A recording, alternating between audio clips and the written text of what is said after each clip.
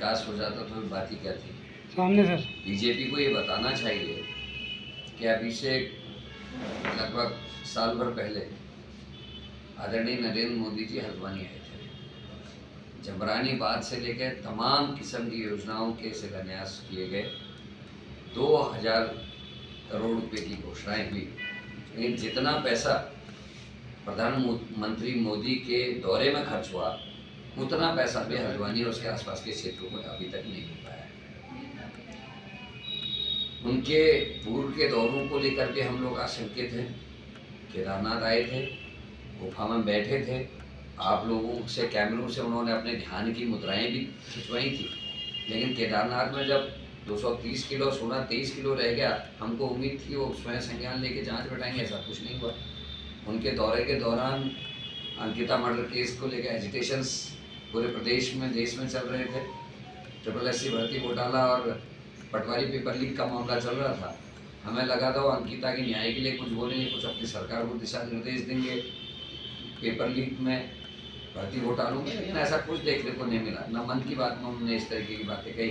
अभी हाल ही में मैं एक दौरे में जा रहा था तो मैं सुन रहा था कि वो पेपर लीक पर राजस्थान को घेर रहे थे क्योंकि वहाँ कांग्रेस की सरकार है।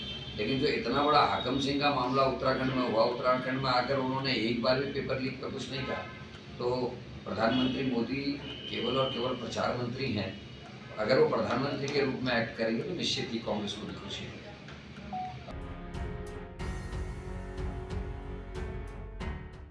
उत्तराखंड ही नहीं, पूरे राष्ट्र में आवश्यक है। असल में जो बहुसंख्यक है वो कितने हैं, कौन कितना है, कितना शेयर पावर में, कामों में चल रहा है, ये सब देखना होगा और कहाँ कमियां रहेगी। क्योंकि पॉलिसीज बनाने के लिए जरूरी है कि हमको एग्जैक्ट आंकड़े पता हो और उसी तरीके से आगे को बढ़ाने के लिए पॉलिसीज तय की जाएंगी। जब संविधान बना उस समय चाहे थारू बुक्सा, चाहे हमारे आदिवासी, सबके लिए संरक्षण के लिए कुछ नियम बनाए गए। उसके बाद आरक्षण की पद्धति लागू हुई, उसमें भी OBC को इतना, ST को इतना, SC को इतना, ये सारी चीजें तैयार हुई। तो अभी जो शेयर ऑफ पावर है, शेयर ऑफ वर्क है, वो किस अनुपात में है, उसका सही आकलन तभी हो सकता है जब जाति जनगणना हो और उसी से न्याय हो। कुछ लोग बहुसंख्यक होने के बाद भी बहुत पीछे हैं, पिछड़े हुए हैं, और कुछ लोग बहुत कम संख्या में होने के बाद भी बहुत आगे, बहुत अच्छी लेवल जिंदगी जी रहे हैं। तो हिंदुस्तान, आज़ाद हिंदुस्तान के लिए ठीक नहीं है, हमारे देश के स्वास्थ्य के लिए भी ठीक नहीं है। और जो लोग पीछे रह गए हैं उनके लिए क्या ऐसी पॉलिसीज बनाई जाए कि उनको मेन स्ट्रीम में ला जाए, ये तभी संभव है जब असलियत पता चले।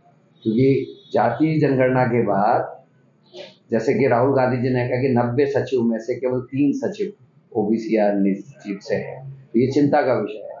तो इन चीजों को भी दुरुस्त किया जा सकेगा जाति जनगणना के बाद, और जाति जनगणना राष्ट्र के हित में। आज ही डाउनलोड करें देवभूमि इंसाइडर ऐप।